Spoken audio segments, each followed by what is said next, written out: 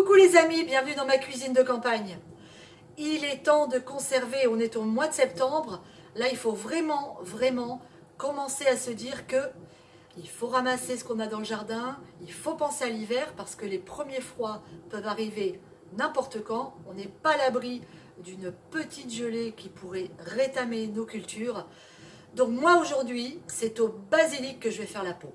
Cette année, mon basilic n'a pas super bien poussé, je ne sais pas pourquoi. Je l'ai mis exactement au même endroit que l'année dernière et il est 2 fois moins beau. C'est pas grave, ça va quand même me permettre de vous montrer comment je réalise ma recette de sauce au pesto. J'adore cette sauce. Avec les pâtes, je crois que la sauce tomate est peut-être ma sauce préférée avec les pâtes, mais la sauce au pesto, elle arrive en deuxième position.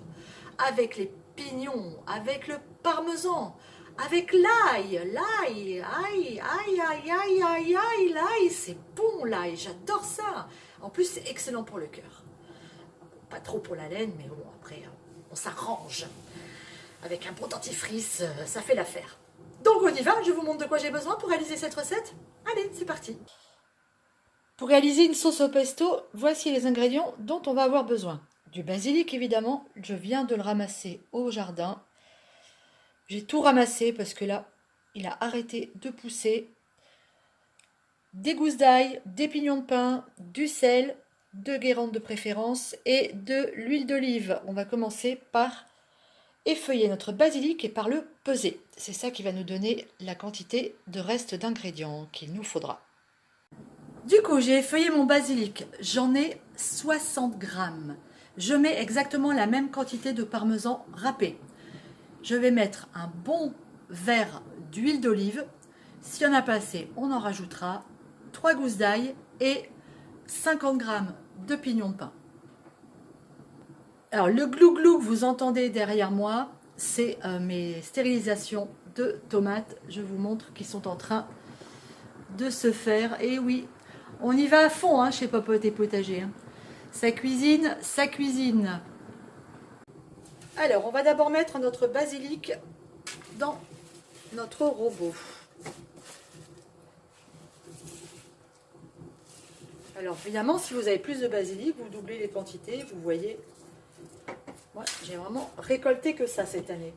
On va mettre les gousses d'ail.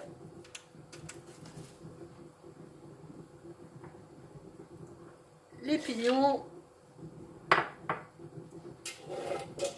On va ajouter l'huile. Je mettrai le parmesan après, en deuxième partie.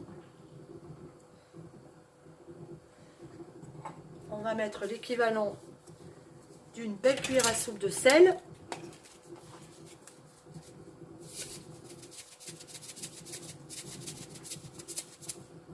Voilà. Parfait. Et on y va. C'est parti, on va le rebreter. Allez, go! Premier passage. On est pas mal en proportion. Après ce premier passage, j'ajoute mon parmesan.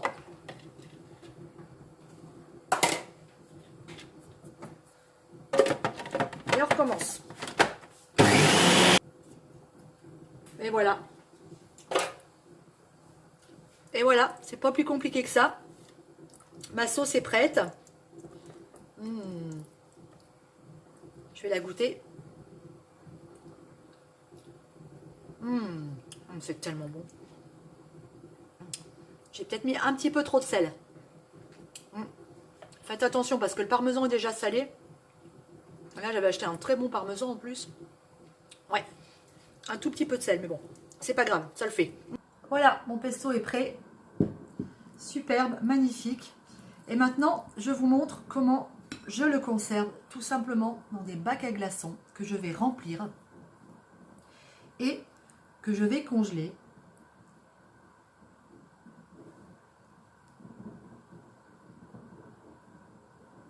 Quelques heures. Et quand ce sera congelé, je démoule et je conserve dans une boîte plastique. Ça y est, c'est prêt. Allez, ça file au congélateur. C'est fait. J'ai récupéré mes bacs à glaçons dans mon congélateur.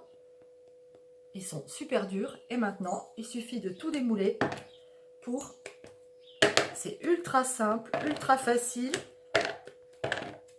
Et qu'est-ce qui va se passer cet hiver quand on a envie de manger un peu de pâte au pesto? Et ben on prendra notre petit glaçon, on le mettra dedans et on mangera encore tout l'hiver le basilic du jardin. Voilà les amis, ma recette de pesto, sa conservation facile pour en avoir. Et ben dis donc, coriace lui, toute l'année. C'est chouette hein. Allez, je vous quitte là-dessus. Je vous fais des gros bisous. Je vous dis à très bientôt. On se retrouve lundi pour une super vidéo. Ciao les amis!